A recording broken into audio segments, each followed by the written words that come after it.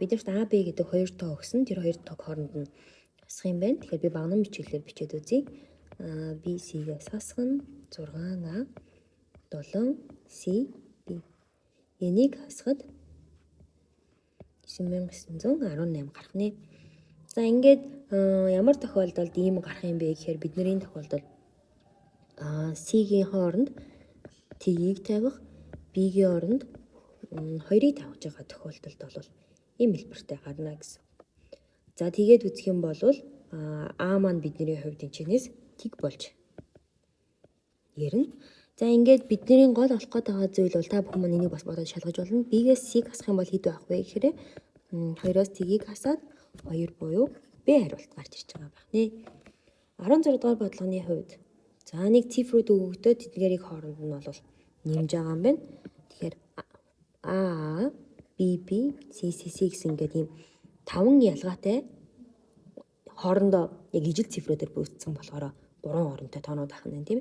Тэдгээрийг нэмэхэд бол 2775 гарсан байна гэсэн. Тэгэхээр бид нарт одоо гол олох гээд байгаа хэрэгтэй зүйл юу юм бэ гэхээр тухайн цифруудын маань нийлбэр хэрэгтэй юм байна.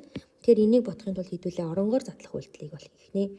За хамгийн эхлээд А гэдэг бол энэний 100-ийн орон маань А байна. Тэгэхээр энэ бол 100А дээр нэмэх нь 10-ийн орон нь мөн адил А байна. Тэгэхээр 10А, 1-ийн орон А байгаа гэхээр 1 авалчиж байгаа гэсэн. Ийм хэлбэртэй.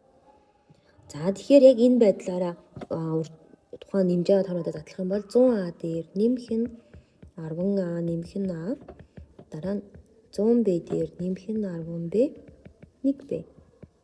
За 100C дээр нэмэх нь 10C нэмэх нь C. За 100D дээр нэмэх нь 10D, 1D. Дараа нь 100E дээр нэмэх нь 10E, 1E болчих. За энэчнээс бид нар яах вэ гэхээр энэ дээр байгаа дандаа энэ 100-тай байгаа хэсгүүдийг нэг хаалтанд оруулаад ерөнхий үржтэн гаргачих буюу 100-а гаргачих гэсэн. Тэгэхээр энэ бол 100 дээр нэмэх нь А, B, C, D, E болж ирж байгаа. Нэмэх нь одоо би түүний дараа энэ 10-тай байгаа A, B, C, D-нүүдээ бас нэмээд ерөнхий үржтэн гаргах юм бол энэ юу болох юм бэ? 10-ыг үржих нь А дээр нэмэх нь B, нэмэх нь C, нэмэх нь D, E болчих. Хамгийн сүүлд нь 1 гэдэг коэффициенттэй байгаануудын хоорондоо нэмчин тийм ээ. Нэг хаалтан дотор оруулчих. Ингээд ирэх юм бол хаалтанд байгаа зүйлүүд бүгдээр ижилхэн байгаа учраас энд бидний бүгднийг нэмэхэд 111 А дээр нэмэх нь B, нэмэх нь C, нэмэх нь D, нэмэх нь E бол 275 тэнцүү болж ирж байна гэсэн. Тэгвэл эндээс биднэрт ямар зүйл гарах юм бэ гэхээр A, B 2775 шүү. A, B, C, D, E-ийн маань нийлбэр 2775-ыг 111 хуваагаар гарна. Тэгэхээр энэний хариу бол 25 гарч ирж байгаа. Гэтэл бидний гол олох гэдэг зүйл энэ нийлбэрээс язгуур аваарай гэсэн учраас 25-ын язгуур авахаар 5 буюу B хариулт гарч ирж байна гэсэн үг.